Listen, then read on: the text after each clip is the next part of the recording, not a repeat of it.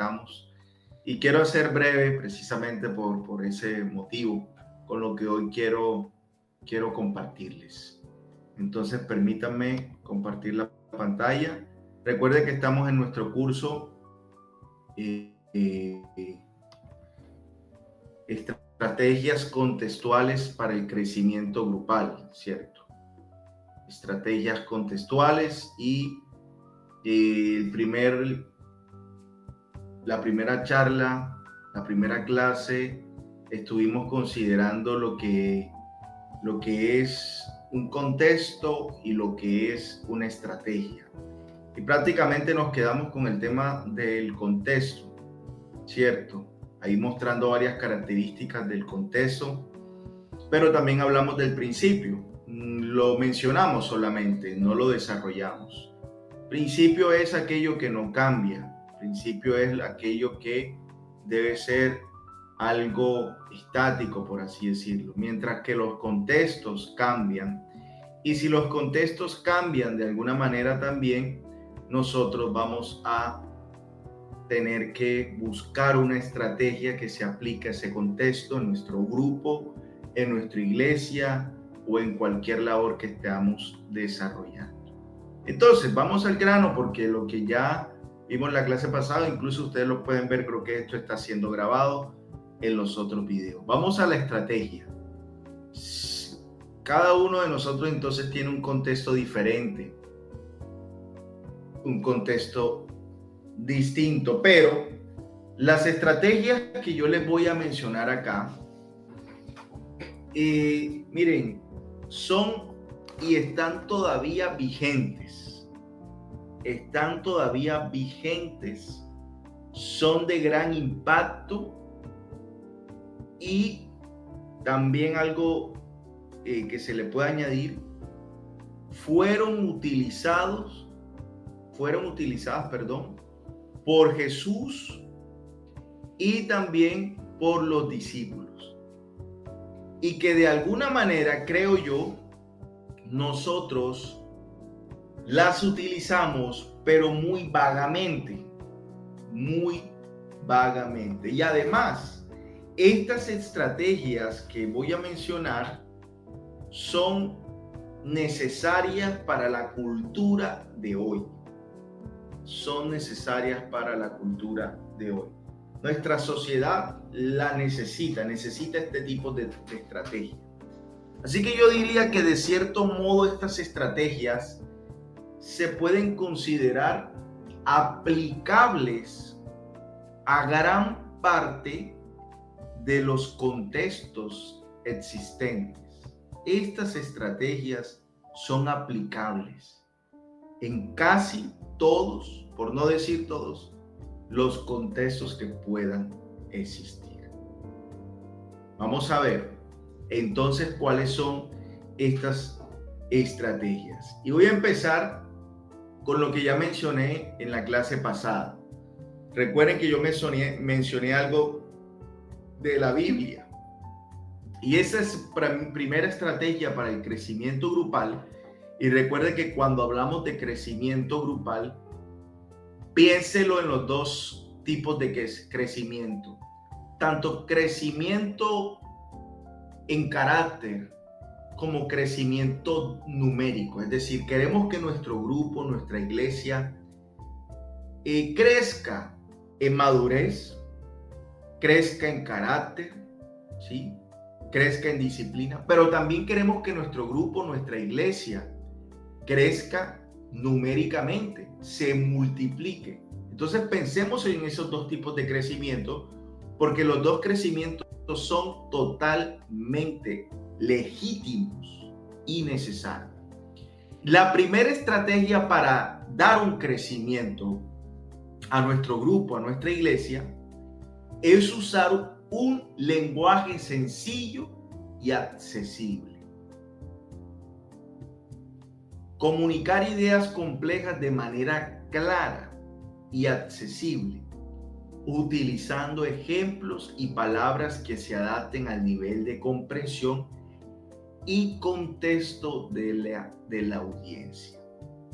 sea donde sea que estemos, en el grupo que estemos, en la iglesia, busquemos la manera de utilizar un lenguaje ameno, un lenguaje sencillo, un lenguaje entendible. Porque si no nos damos a entender, no va a haber crecimiento.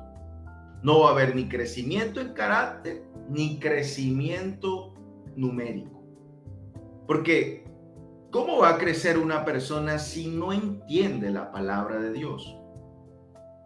Sí, entonces, busquemos siempre, y esto es un esfuerzo que a veces algunas personas tienen que hacer. A algunos les surge hablar de manera sencilla, escueta y, por así decirlo, entendible. A otros tienen que hacer un gran esfuerzo. Y esto vale la pena. Sabemos que nuestro Señor Jesucristo utilizó un lenguaje sencillo. Ya yo les mencioné ayer, ¿verdad?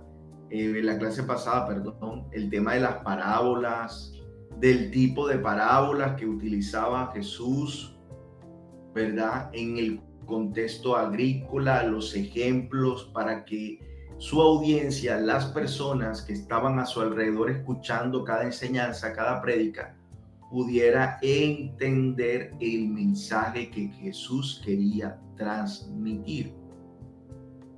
Jesús usó un lenguaje sencillo. Jesús, miren, tantas cosas que enseñó Jesús que son profundas, pero él a través de sus parábolas se daba a entender muchas veces. Entonces, hasta el mismo Jesús se daba, hacía ese esfuerzo. Dios en la Biblia, miren que la Biblia hablamos de los 4 evangelios, pero también en el Antiguo Testamento tiene himnos, tiene proverbios que son dichos, son refranes, ¿sí? Fáciles de entender, fácil de memorizar, fácil de aprender. Entonces Dios tiene esa intención, un lenguaje sencillo, un lenguaje accesible. Y eso nos lleva a aplicarlo en el sentido de lo que hablamos también en la clase pasada, en la versión de la Biblia, ¿sí? La versión de la Biblia. Y no quiero poner esto porque nos quedamos ahí en nuestro tiempo anterior. Hay Biblias que no utilizan un lenguaje sencillo, sino que utilizan un lenguaje bien ornamentado, un lenguaje clásico, y prácticamente lo clásico muchas veces es difícil de asimilar y de entender. Lo clásico, por ejemplo, uno escucha la música clásica y es difícil apreciarla, a menos que se la expliquen. Ya entendiéndola, uno comienza a apreciar, a disfrutar de la música clásica. Uno coge un libro clásico, una obra clásica, una literatura clásica, y va a ser difícil entender a menos que hagamos un estudio profundo de ello. Entonces, hay versiones de la Biblia, no es que sean malas, sino que son clásicas y requiere un estudio, una dedicación especializada para poder apreciar. Entonces, las versiones de la Biblia, sobre todo hablando de la Reina Valera, que es una Biblia de más de 500, que se escribió hace más de 500 años y que ha venido actualizándose, pero que parte de la iglesia evangélica ha quedado con la Biblia del siglo pasado, de 1960. Pero resulta que la Reina Valera ha tenido más actualizaciones. Yo no estoy diciendo que cambiemos a otra NBI, a NTV, no necesariamente. Aún la misma Reina Valera tiene actualizaciones que van hasta el 2021. Creo que hay una versión de la Biblia Reina Valera 2021 que ha hecho modificaciones también en el lenguaje. Y esto es algo muy importante porque si nuestro grupo, nuestra iglesia, no está yendo a la palabra de Dios, no va a haber ningún tipo de crecimiento. Entonces es muy importante que encuentren deleite, que encuentren disfrute, que aprecien y que entiendan lo que leen. Recuerda aquella parábola, aquella historia, perdón, de Felipe y el eunuco. Felipe le pregunta, ¿entiendes lo que lees? El eunuco dijo, no, pero ¿cómo voy a entender si nadie me explica? Felipe tuvo que ir, dedicarse para explicarle, muy importante. Y después de allí, pues el eunuco entendió y pudo bautizarse y se convirtió. Entonces, creo que uno de los obstáculos de que la gente se aburre con la Biblia precisamente es la versión. Uno, no el único. Y esto lo digo con mucha responsabilidad. Sí, mucha responsabilidad. Y gran parte de las estrategias que yo estoy mencionando acá es porque yo las he aplicado a mi vida y a mi labor ministerial. En la iglesia que pastoreo con mi esposa y el grupo de líderes, yo me esforcé incluso para conseguir Biblias económicas de una versión más, y casi, yo diría que toda la iglesia tiene esa versión de la Biblia, hizo el esfuerzo de comprarla. Y algunos han cogido un hambre de leer, han entendido, y no se necesita ser un superdotado o consultar el griego para apreciar. Entonces, lo mismo en el tema de la predicación, lo mismo en todo, ¿verdad? Buscar maneras de conectar con nuestro contexto a través de un lenguaje sencillo y accesible. Esto va a dar los dos tipos de crecimiento. Recuerden que hay una parte en la Biblia que dice, y se admiraban de Jesús, de cómo le enseñaba, porque les enseñaba con autoridad y no como los escribas. Si recuerdan esa parte, ¿no? Que ahí está en los evangelios, que la gente se admiraba de cómo Jesús enseñaba, porque enseñaba diferente a los escribas y a los fariseos y a los saduceos. ¿Cuál era esa diferencia?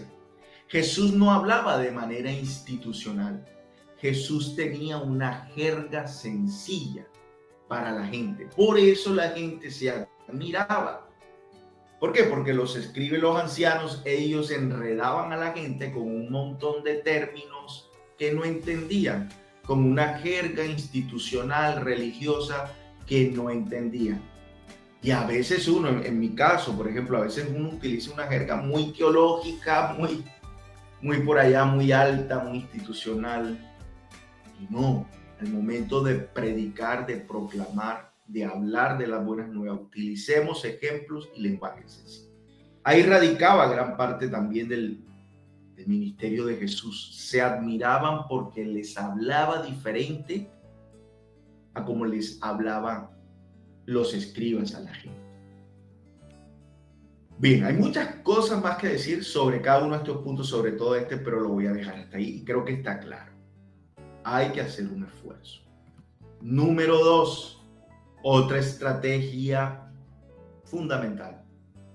Usar la comida como herramienta para construir relaciones. El uso de la comida es importante. Tener comida en nuestros tiempos de grupo o en nuestra iglesia. Utilizar encuentros alrededor de la comida como espacios para construir relaciones, compartir ideas y crear un ambiente acogedor para conversaciones significativas.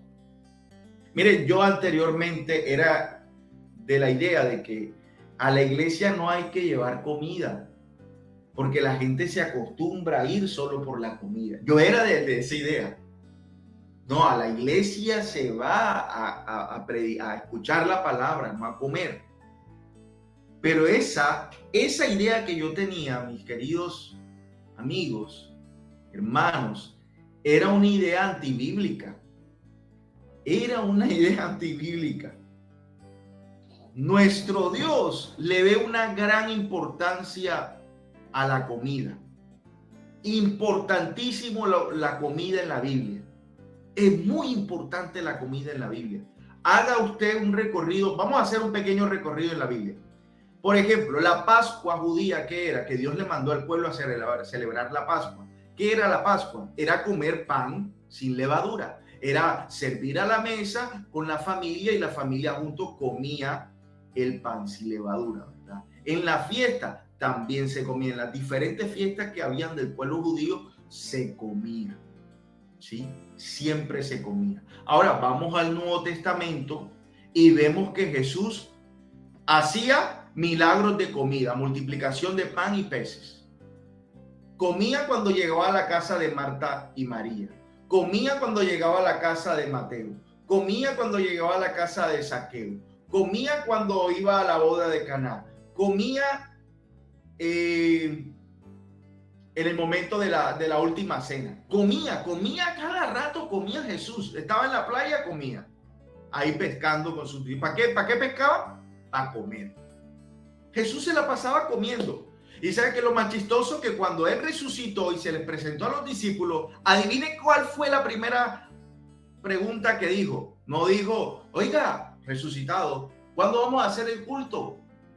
¿Cuándo vamos a hacer una vigilia? Las primeras palabras de Jesús cuando resucitó fue, ¿tienen algo de comer? Esas fueron búsquelo en el Evangelio de Lucas y ahí va a aparecer. Las primeras palabras de Jesús resucitado, después cuando se va a encontrar con todos sus discípulos, fue, ¿tienen algo que comer? Miren, la comida en la Biblia es importante, hasta tal punto que Apocalipsis termina ¿con qué? Con las bodas del Cordero, que va a ser un gran banquete, una gran comida. Muchas veces nosotros miramos la comida desde un punto de vista muy secular, pero bíblicamente esto es importante. Nuestros grupos de jóvenes, nuestra iglesia, tiene que haber un momento de comida. ¿Por qué? Porque la comida en la Biblia significa un momento de encuentro, de reconciliación, un momento de crear relaciones, de compartir. Usted cuando va a hablar con una persona, ¿qué hace aquí en Colombia? Vamos y nos tomamos un tintico. Pero ¿qué significa el tintico? ¿Qué hay detrás del tintico? Una mesa donde podemos dialogar. Mañana 24 y 25, ¿qué hacen las familias? Comida. ¿Por qué? Porque es un momento de encuentro familiar. Y no hay mejor familia que la iglesia.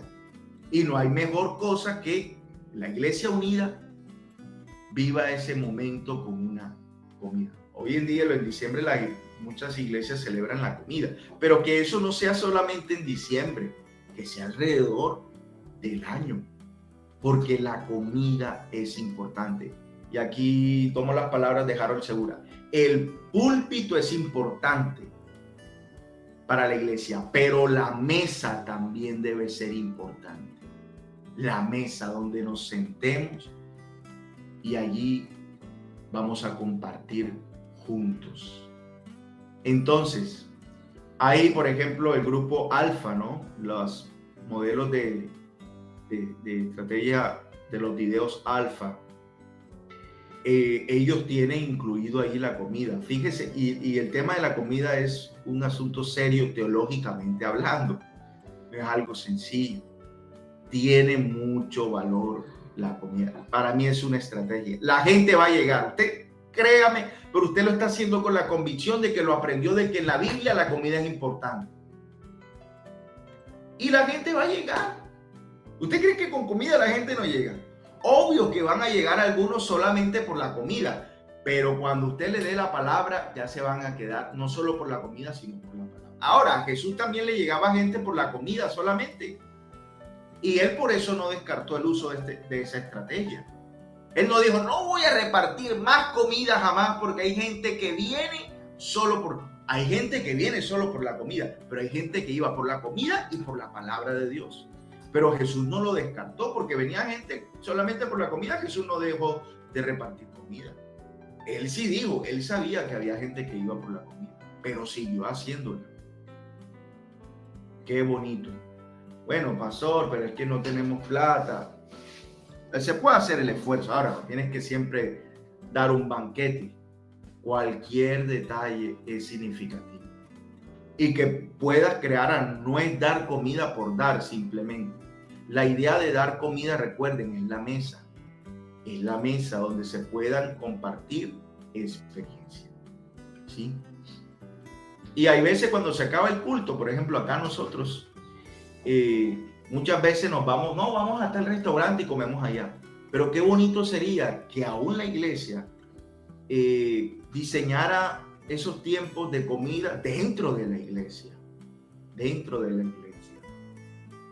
Y yo me he esforzado, por ejemplo, este año, cada domingo de Santa Cena, no solamente teníamos la Santa Cena, sino que hacíamos un ayuno, comíamos la Santa Cena y teníamos el almuerzo dentro de la iglesia.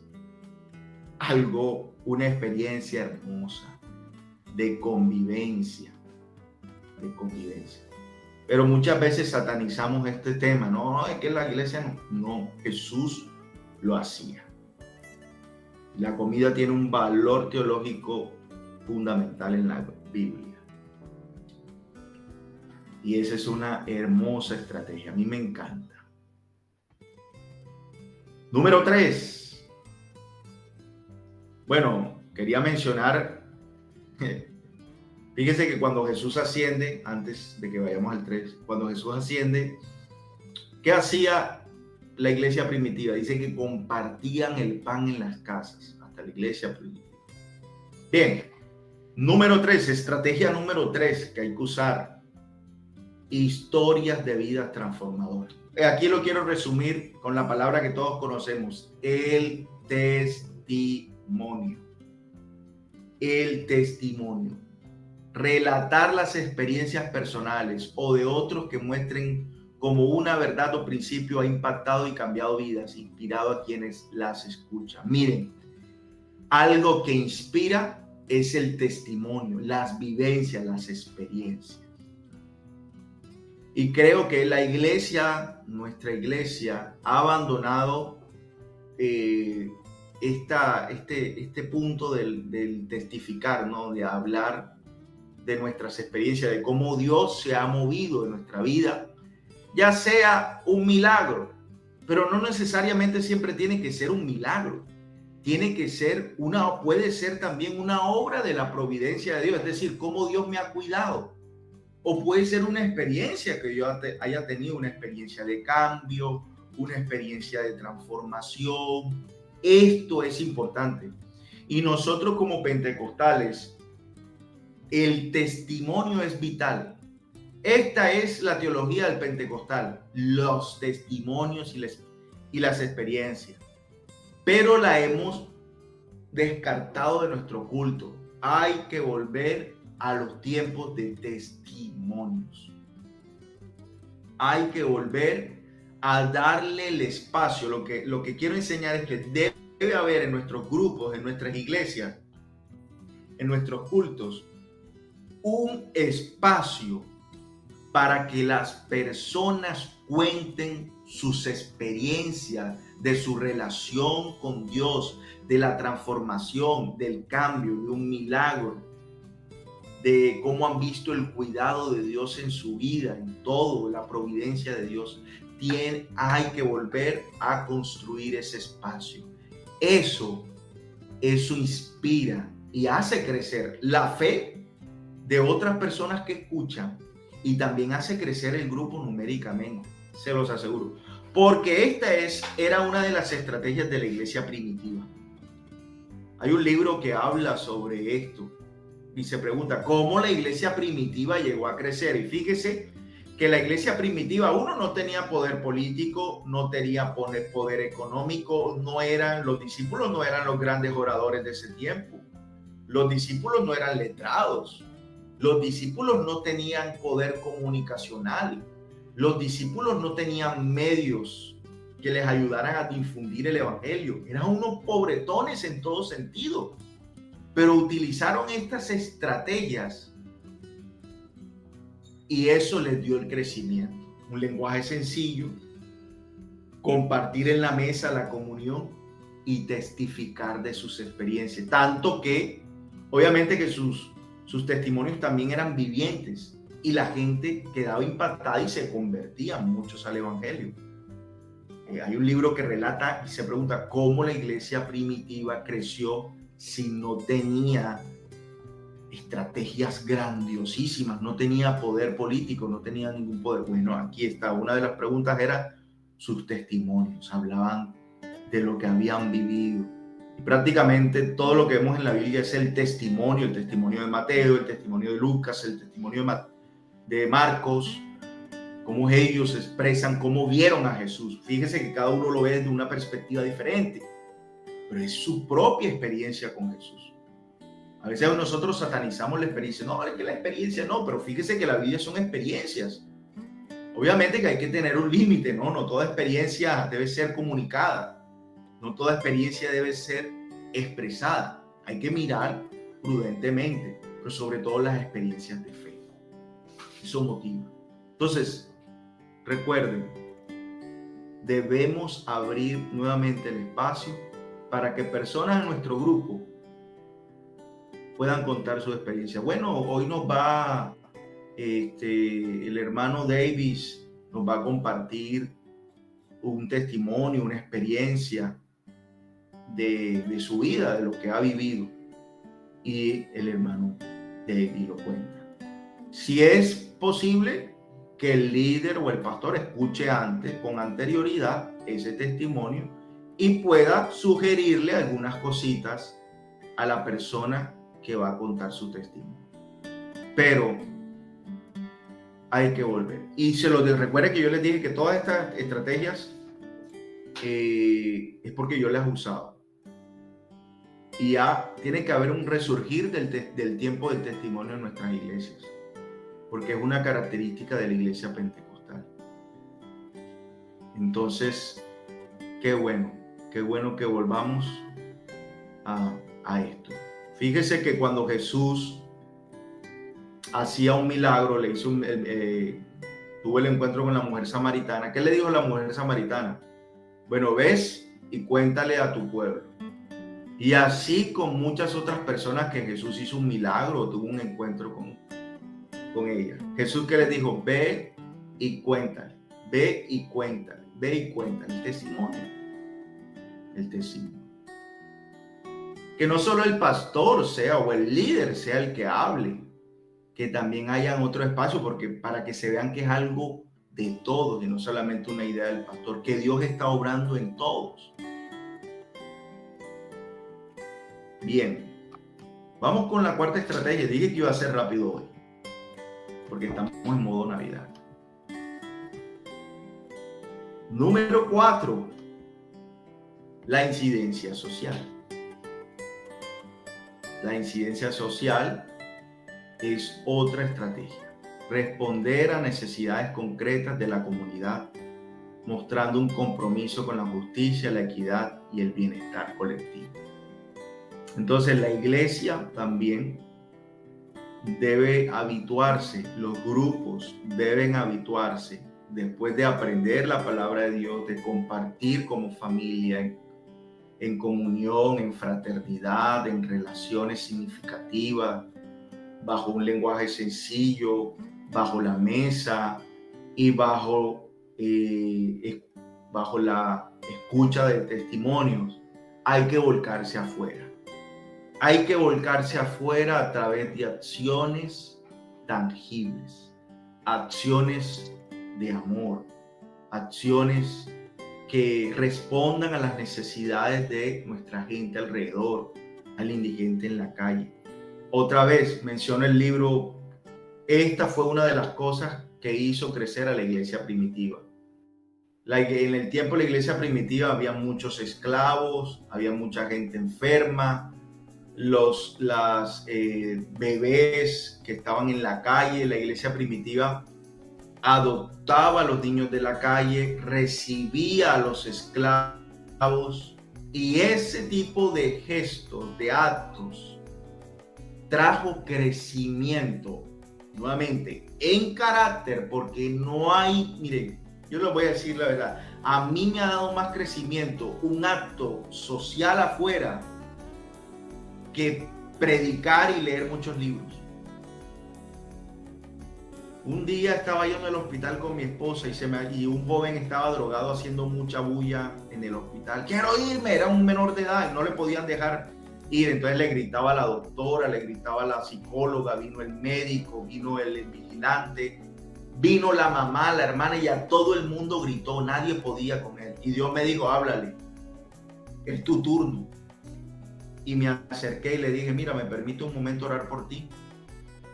Oré por él, comenzaron a brotar lágrimas de sus ojos, lo abracé, hablé, lo escuché, le compartí el evangelio y se calmó.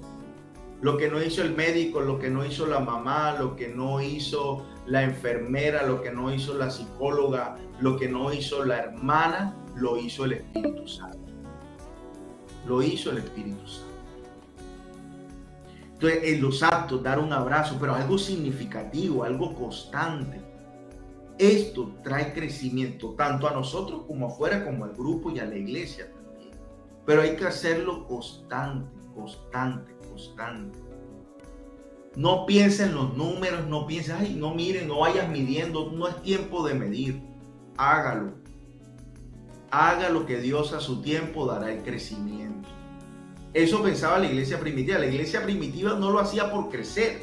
La iglesia primitiva lo hacía porque era algo que brotaba orgánicamente de ella, de ellos, de los cristianos que habían tenido un encuentro con Cristo. Lo hacían naturalmente, no pensando en números. Esa es una gran falla, ¿no? Es que pensamos en números. Parecemos una empresa de multinivel.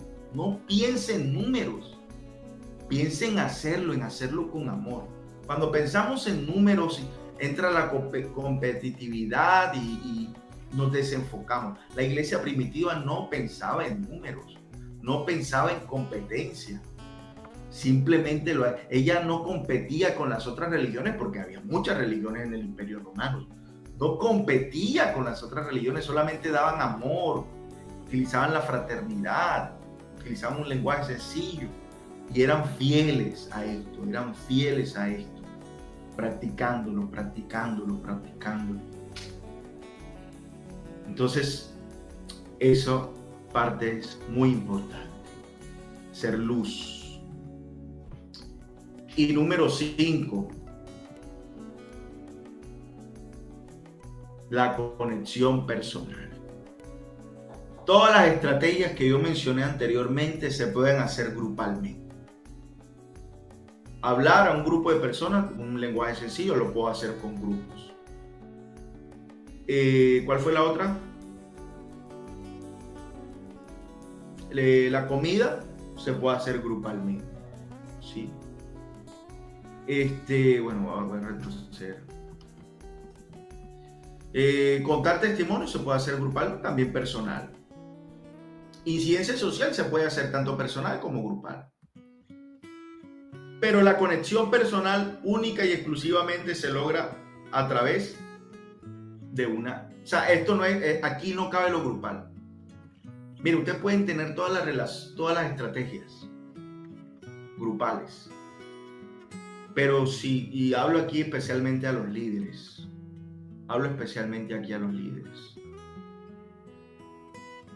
Pero si no hay una conexión del líder persona a persona con los miembros del grupo de la iglesia, ahí va a haber un defecto. Se necesita el contacto personal. Se necesita escuchar a las personas, porque cada persona, escuchen esto, cada persona es un contexto diferente. Cada persona, porque cada persona tiene vivencias singulares, únicas, personalidad única. Y yo no puedo tratar a las personas como iguales todos. Yo debo tener un acercamiento personal con cada una, porque cada persona es un contexto diferente. Y tengo que escucharle. ¿Sí? Tengo que escucharle. Primero que todo eso, ¿no?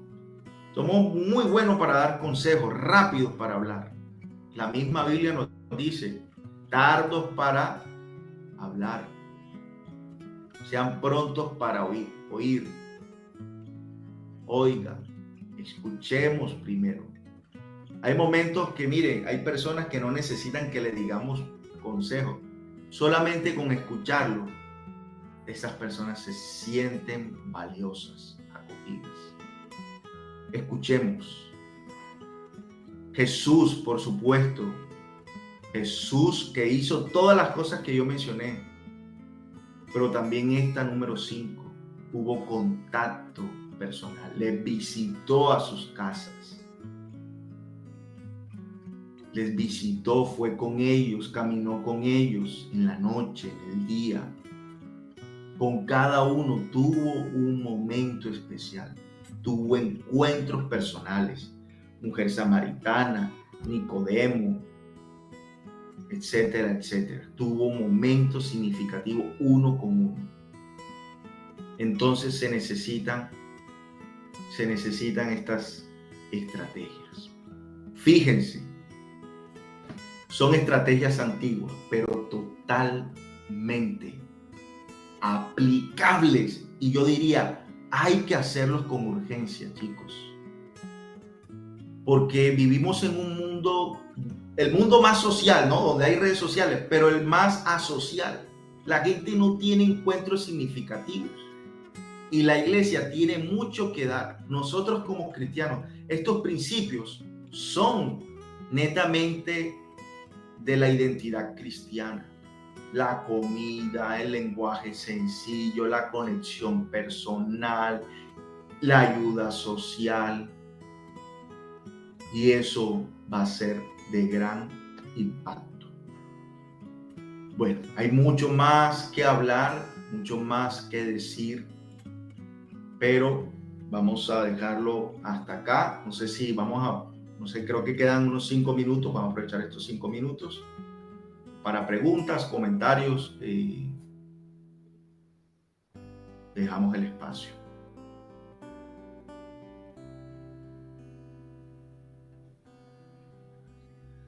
¿Alguna pregunta? ¿Algún comentario?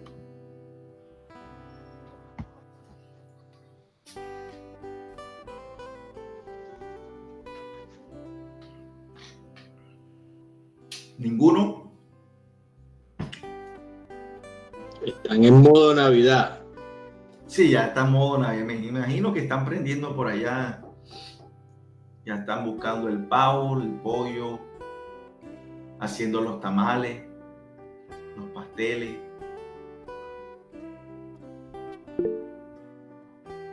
Pastor Darwin levantó la mano, sí. Dios les bendiga a todos. Yo, como comentario, yo en la iglesia utilizo también la estrategia de las comidas.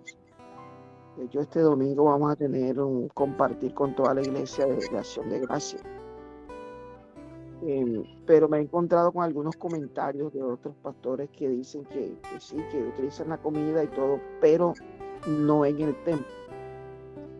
Y que Jesús lo hacía. Uno de los argumentos que ellos ponen es que si Jesús iba a las casas y comía y compartía en las casas, más no dentro de la iglesia.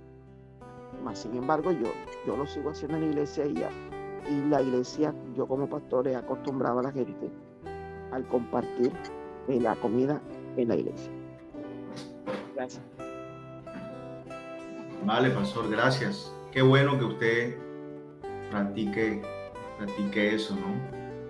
Y bueno, lo del comentario de que Jesús no lo hacía en el templo en esa época judío es otro contexto, digamos, pero sin embargo también se llevaban, recuerden que en el templo se llevaba alimento, ¿sí? Y los sacerdotes comían en el templo, ¿no? Bueno, es un tema ahí, llevaban alimento, llevaban que la harina, que llevaban el aceite, llevaban el cordero, y los sacerdotes comían. Que de pronto la gente no comía porque era mucha gente que visitaba, pero los levitas sí comían dentro del templo. Ahora estamos en un contexto diferente, la idea del templo en el Nuevo Testamento y la que nosotros tenemos hoy en día es totalmente diferente a la idea del Antiguo Testamento. De hecho, el lenguaje del templo que nosotros tenemos hoy en día no es el templo como un edificio. Recuerden que eso ya para nosotros como cristianos no es válido. Templo no es un edificio. Jesús nos enseñó y el apóstol Pablo. El tema cambia. El tema del templo ahora somos nosotros.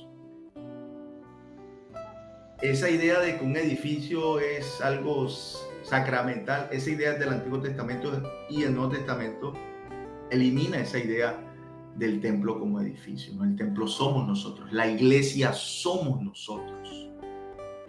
Y eso lo sabemos, pero se nos olvida. Volvemos al Antiguo Testamento. Pero excelente, pastor, sígalo haciendo, ¿no? Como yo dije, yo he escuchado que la comida no, porque la gente llega por la comida. No, Jesús no descartó la comida. Y cada encuentro, o por lo menos en cada momento, en repetidas ocasiones, vemos en las Escrituras y lo hacía intencionalmente. Bien, gracias, Paz. ¿Alguien más? ¿Ya cuántos minutos quedan? Todavía nos queda un tiempito si alguien más quiere hacer una pregunta.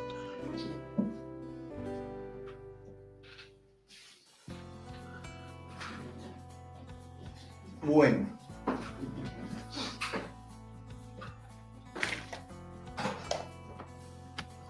si nadie más va a hacer una pregunta, todo quedó claro. Ya el día de hoy les comento, estoy terminando de organizar lo que va a ser la tarea.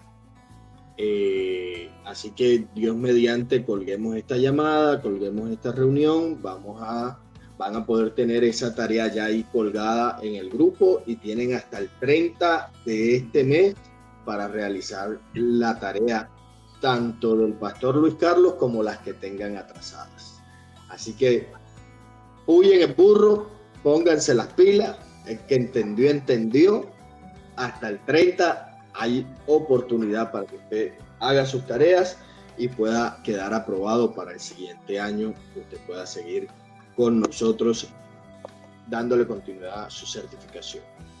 Pastor Luis Carlos, mi hermanito, muchas gracias, muy interesante todo lo que nos has explicado hoy, porque a veces buscamos esas estrategias de otros lugares, de otros contextos, donde muy difícilmente se aplican al nuestro. No es lo mismo tener una iglesia en un barrio determinado, con una esfera socioeconómica específica, por no entrar en detalles, a otro en una esfera rural o en un barrio popular. Bueno, son diferentes las necesidades y los contextos que ahí imperan. Entonces es también de hacer un análisis no solamente a lo psicosocial o a lo socioeconómico, sino también al contexto de las familias. Ahorita estaba leyendo las presentaciones y cuando vemos, oye, ¿qué tal si hacemos un análisis de nuestras familias, de nuestro contexto? Y si esas familias, en su mayoría, usted ve que son madres, cabeza de hogar, o padres solteros, o personas que viven en unión libre, bueno, ahí hay una problemática en la que la iglesia puede incidir, no solamente a través de un culto relámpago o de predicación puerta a puerta, sino a través de programas sociales, como decía el pastor Luis Carlos, la incidencia social. Entonces podemos buscar programas sociales. Quizás yo no soy experto en eso, quizás yo no soy un trabajador social, una trabajadora social, pero tengo herramientas en la iglesia, personas que conocen a otras personas que nos pueden ayudar y facilitar este tipo de cosas. Y como decía el pastor Luis Carlos, concatemos una idea con la otra. La iglesia ya no es el templo santo donde solamente se deben realizar cultos y servicios espirituales. Hago esta salvedad porque muchos tenemos como la iglesia solamente para eso, pero ¿qué tal si abrimos nuestra iglesia de puertas a la comunidad y ofrecemos este tipo de talleres para la familia, este tipo de talleres para formar a los jóvenes? buscamos las conexiones con el SENA y que nuestra iglesia sea el lugar donde esas personas puedan venir y capacitarse con herramientas para la vida, no solamente con herramientas espirituales, ya eso lo tendremos después, pero vamos a tener una visibilidad para la comunidad, diciendo la iglesia no es exclusiva, que era lo que pasaba con los judíos y los fariseos de la época, que se sentían exclusivos y se creían exclusivos y sacaban. Mi pastor, la reunión le quedan 3 segundos. Okay. Así que muchas gracias, mis queridos amigos. Dios los bendiga, Dios los guarde. Pastor Luis Carlos, que Dios los bendiga. Nos seguimos viendo. Bye, bye. Bendiciones para todos. Gracias, Pastor Movilla. Bendiciones.